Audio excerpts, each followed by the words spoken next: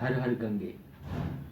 हम सब जानते हैं कि भारतवर्ष गंगा से जाना जाता है और गंगा का जो अवतरण हुआ वो ज्येष्ठ मास शुक्ल पक्ष की दशमी तिथि को धरती पर हुआ। स्वर्ग से हम लोगों के लिए उद्धार के लिए उतरी थी गंगा, जो अब तक प्रवाहित हो रही है।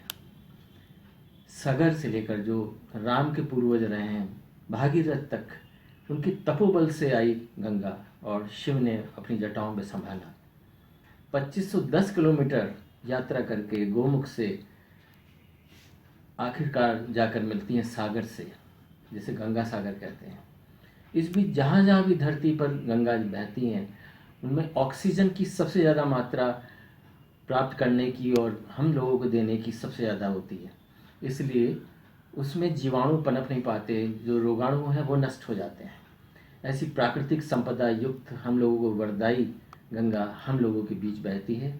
और ये गंगा दशहरा पर हम गंगा स्नान करें, चाहे गंगा पर जाकर करें या घर में गंगा जल से करें।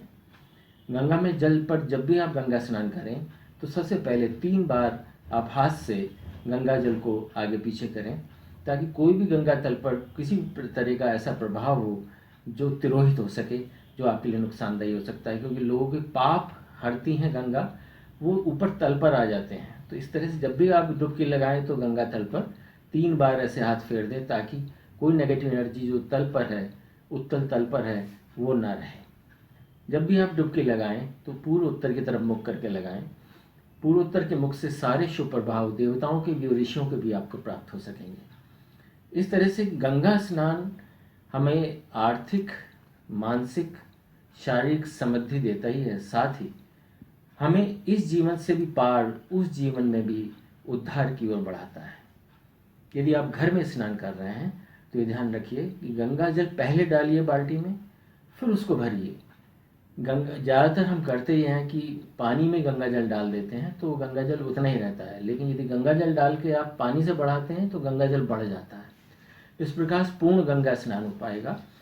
यदि आंवला, हल्दी, केसर, काले तिल, यदि ये भी आप गंगा स्नान के जल पर डालते हैं तो उसका शुभ प्रभाव बृहत्तम हो जाता है और आपको अधिकतम प्राप्त होता है।